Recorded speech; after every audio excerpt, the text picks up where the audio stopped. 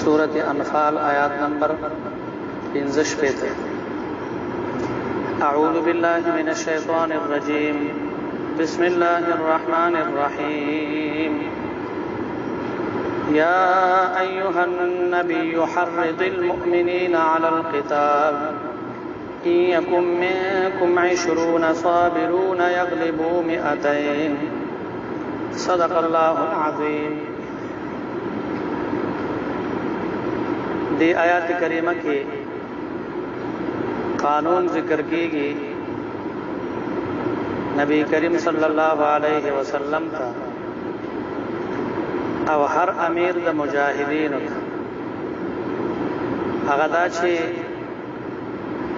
तासु बतहरीज द मोमिनानु कवई, मोमिनानु द बतीजी वर कवई प जिहाद और प क़िताल कवलो बांधा। यानी आगोईता दासे बशारतुन उज़ीरी और आगोईता द खुशाली और द फतह और द गलबे खबरें बकवई कि पागे सर पागे की तेजी पैदाश और द कुफ़ार व मुकाबले तैयार देते हुए लेकी की तहरीज़ अलल क़िताल और क़वानीन पकी मोमिनान तहम जिक्र दे। अगदा छे पावल दौर इस्लाम के द मुसलमानान तादाद लगो न हुक्म दाव छे द यौ मोमिन प मुकाबला के लस काफिर वी न मोमिन बा मैदान न परेदी जिहाद बकई द काफिरान सा। ब्याद मुसलमानान तादाद ज्याद शो खो हिम्मतुन के हम फर्क रा गए नो ब्या हुक्म रा गए तखफीफ रा गए प हुक्म के छे द यौ मोमिन प मुकाबला के दो काफिर वी नो तेख तबा न कई। और दलता अल्लाह रब्बुल आलमीन दा क़वानीन ची जिक्र कई नो प तरीक़े दा हुक्म न जिक्र कई तासे नवाई अल्लाह पाक चे लस काफिरान द यौ मुसलमान प मुकाबला के राशि नो तेख तबा न कई, बल्कि प तरीक़े द ज़ीरी बांधे अल्लाह जिक्र कई। अगदा छे कचरता द यौ मोमिन प मुकाबला के लस काफिरान वी न अल्लाह ब मोमिन ता गलबा वर कई प काफिर बांधा। कदलस मोमिनान प मुकाबला के सल काफिर वी न आगोई तबा अल्लाह पाक गलबा वर कई प दे काफिरान बांधा। नो यौ तरफ ता हुक्म दे खो लेकिन द हुक्म सरा ज़ीर दे बशारत दे और तसल्ली द मोमिनान होता कि अगर कस्ता सो तादाद कमी खुदा अल्लाह द तरफ ना द फतह और द गलबे ज़ीर तासु वावरई अल्लाह ब कामयाबी दर कई तासु। फरमाई या अय्युहन नबिय्यु ए पैगंबरा हर्रिदिल मुमिनीना तेज का मोमिनान तेजी वर का मोमिनान होता अलल क़िताल व जिहाद कवलो बांधे। अल्लाह फरमाई इन यकुम मिनकुम कचरतवी मिनकुम दता सुना 20 शल कसान साबिरूना सबर का उनकी यग़लिबू मिअतैन नो आगई बगालिब कीगी प 200 बांधे। नो द यौ द लसु काफिरों प मुकाबला की यौ मोमिन रा शल मोमिनान प 200 काफिरान बांधे गालिब की और सिफत सबर जिक्र शवे दे। इन यकुम मिनकुम 20 साबिरून सबर द सबर माना दादा छे स्तासो प बदन की कुव्वत हुई और आज़ा अंदामुन द बदन स्तासो सालिम हुई और ददी सरा सरा सिफत द बहादरी पतासु की हुई और द अग क़वानीन ख्याल साथई چې کوم په دې صورت کې ذکر شو نو دغه صفت د صبر ده ان یکم منکم الله فرمای کچری وی منکم دتا سنا 20 شل کسان صابرون صبر کول کی یغلبو 200 هغه بغالب کی په 200 باندې و ان یکم منکم او کچرتوی منکم دتا سنا 100 سل کسان یغلبو 1000 هغه بغالب کی په سرو باندې من الذين كفروا داغ خلقنا چاغه کافران دي یعنی غالب کی په کافرانو باندې د سوجنا بانهم قوم لا يفقهون زکدا کافران دا سه قوم دی چې نه پوهیږي مراد نه پوهیدونا دا دی چې دوی تروسا د الله وحدانیت نه دی پیژندل د الله یواله نه دی پیژندل او د آخري پیغمبر رسالت نه دی پیژندل د قران کریم حقانیت نه دی پیژندل ایمان بالله نه لري ایمان پر رسول او په قران باندې نه لري د دې په مقابله کې چې د کافرو دا صفت ذکر شو لا يفقهون چې نه پوهیږي نو مقابل صفت معلوم شو چې صحابه کرام هغه ته الله په ورکړی ده په خپل وحدانیت باندې د پیغمبر پر رسالت باندې او په حقانیت د قران باندې الان خفف الله عنكم وعلم ان فيكم ضعفا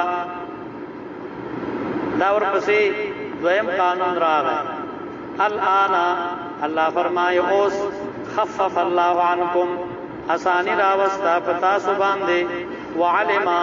او پوښ الله تعالی ان فيكم ضعفا چې یقینا پتا سو کې ضعفا کمزوري دا مراد کمزوري نه کمواله د همت ده ستاسو همت کې کمی راغله خدا صفت د عیب نه ده بلکې مراتب د صحابه ته اشاره ده چې کم صحابه په اول کې اسلام راوړل اول کې مؤمنان شوي نو دا غي مرتبه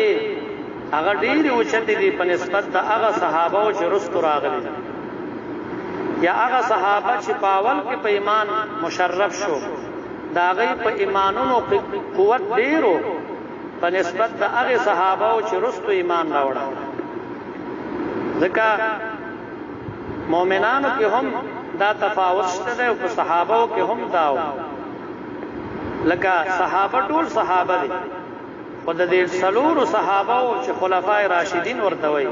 دا غي چې کم شان ده او دا غي چې کم ایمان کې کم پختګي وا کم قوت پکې نو هغه خود نور صحابه نو نو مراتب په صحابه دغه شان مؤمنانو کې مراتب دي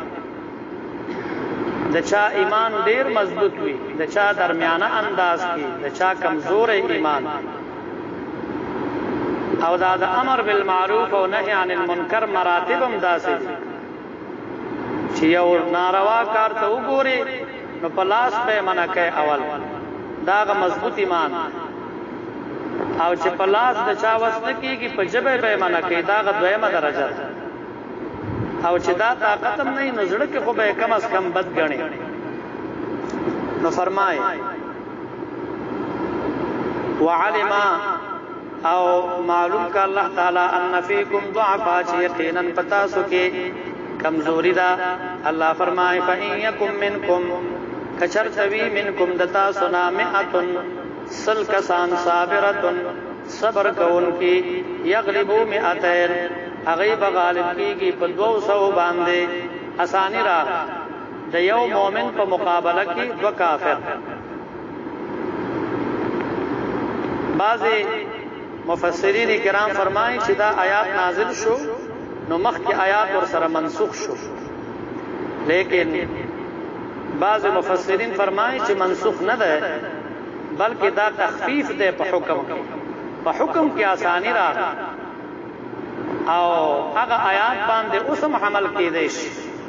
چې د یو مؤمن په مقابله کې لس کافر وي او مؤمن نه تختی بیا مقابله کې نو دا ډېر همت ده فرمای و ان یکم منکم او کچرتوی منکم دتا سنا 1000 زر کسان یغلبو الفین نو غالب کیږي باغی الفین په دوو زرو باندې باذن الله په حکم د الله تعالی والله مع الصابرین او الله تعالی ملګری دی د صبر کوونکو ما كان لنبي ان يكون له اسرى حتى يثخن في الارض د بدر د دې آیات تعلق د بدر د غزا سره ده چې د بدر په غزا کې اویا کافران قتل شو او اویا قید او بند کې راغله نو دغه وخت پورې چونکې دا اول جهاد نو د جهاد په باره کې ډېر احکامات او قوانین نو نازل شوي د مال غنیمت په باره کې یا د قیدیانو په باره کې هم څه حکم نو نازل شوی نو د دې وجنا د صحابه کرامو د مال غنیمت په باره کې هم پاول کې اختلاف راغی بیا قوانین نازل شو او تفصیل د دې صورت په ابتدا کې تیر شو او قیدیان شراغ نو د قیدیانو په باره کې څه حکم نو نو د دې وجنا نبی رسول الله والسلام د صحابه سره مشوره وکړه چې دې قیدیانو سره سو بعض صحابه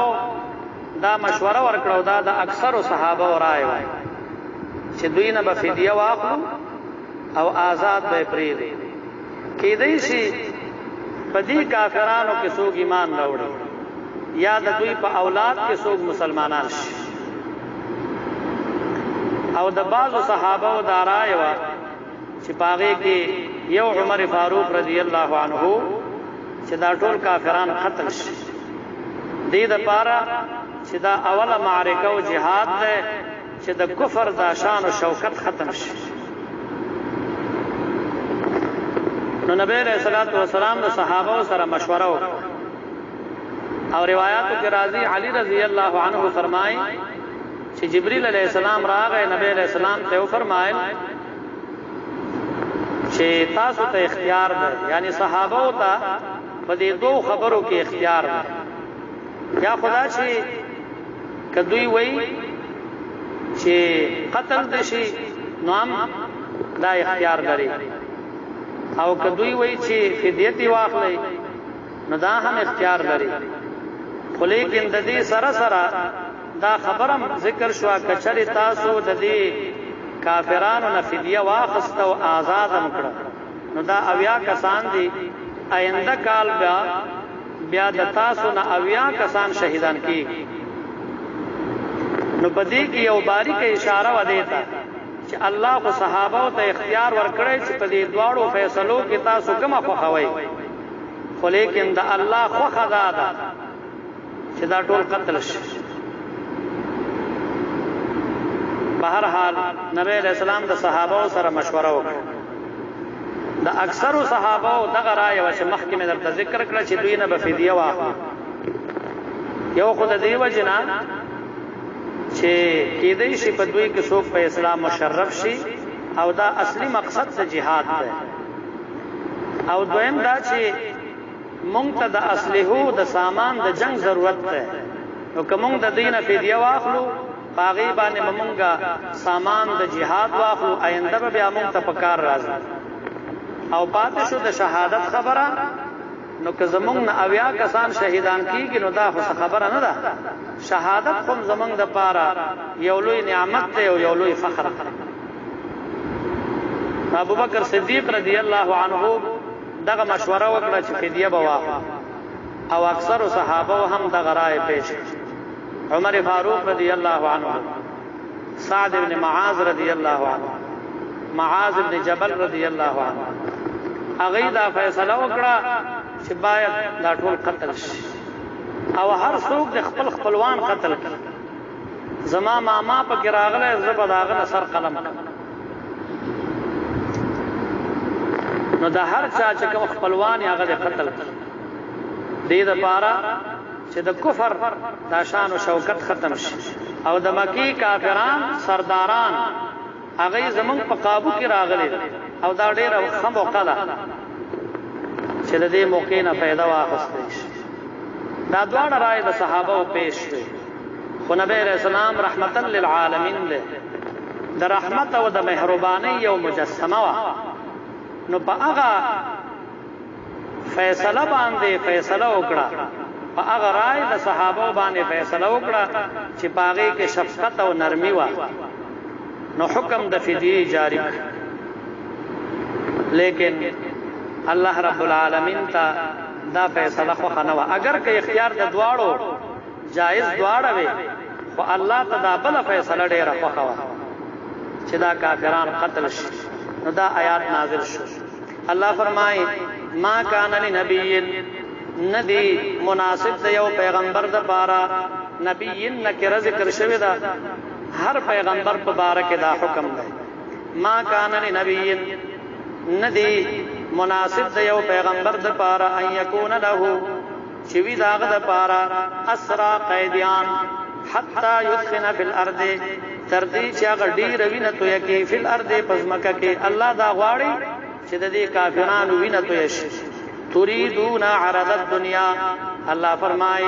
غواړی تاسو عرض الدنيا سامان د دنیا، یعنی تاسو فدیه خو خکړه دا خو دنیا ده، لیکن الله تاسو لپاره آخرت خو چې باید دا بل فیصله شوی وي. دغه رائے د فدیه خو صحابه ور کړو، خو لیکن نبی علیہ السلام هم دغه فیصله خو خکړه. لیکن الله پیغمبر ته خطاب نه کوي چې تاسو سامان د دنیا خو صحابه او ته خطاب کوي، ځکه د پیغمبر شان ته پکې اشاره ده. تريدون عرض الدنيا، غواړی تاسو عرض الدنيا سامان د دنیا، والله يريد الاخره، او الله تعالی غواړي اخرت ستاسو د پاره. والله عزيز حکیم، او الله تعالی زور ور ذات او حکمت والا ده. ورپسې آیاتونو کې باقی واقعا او باقی حصہ د دې قیدیانو په باره کې ذکر شوی ده. نو تفصیل به بیا بل درس کې راځي ان شاء الله. بیا ګوري دوباره الله فرمای یا ایها النبی، اے پیغمبر، حرض المؤمنین، تیزی ورکا مومنانو ته علی القتال، فجهاد کولو باندې. ان یکم منکم، کچریوی منکم دتا سنا 20 شل کسان، صابرون صبر کون کی، یغلبو 200 اغیب غالب کیږي په 200 باندې. و ان یکم منکم، او کچر توی دتا سنا 100 سل کسان، یغلبو 1000 غالب کیږي با په زرو باندې. من الذین کفروا، داغه خلقنا چې کافران دي، یعنی په کافرانو باندې. بانهم، پدی وجہ چې دا کافران قوم داس قوم دی لا يفقهون چې نه پوهیږي. الان خفف الله، الله فرمای اوس اسانی راوست الله تعالی عنکم پتا سبحان دی. وعلم، او پوه شو الله تعالی ان فیکم یقینا پتا سو کې ضعفا کمزوری دا. فان یکم منکم، کچر وی منکم دتا سنا 100 سل کسان، صابرتن صبر کون کی، یغلبو 200 غالب کیږي با په 200 باندې. و ان یکم منکم، او کچر توی دتا سنا 1000 زر کسان، یغلبو 2000 غالب کیږي با په 200 باندې. باذن الله، په حکم د الله سره. والله مع الصابرین، الله تعالی ملګری د صبر کوونکو دی. ما کان لنبی، ندی مناسب ده یو پیغمبر د پاره ان یکون له چې وی داغه د پاره اسرا قیدیان، حتا یدخن فی الارض تر دې چې اغا وینت یکی فی الارض پزمکه کې. تريدون عرض الدنيا، غواړی تاسو عرض الدنيا سامان د دنیا. والله يريد الاخره، او الله تعالی غواړي اخرت ستاسو د پاره. والله عزيز حکیم، الله تعالی زور ور ذات او حکمت والا ده. واخر دعوانا الحمد لله رب العالمين.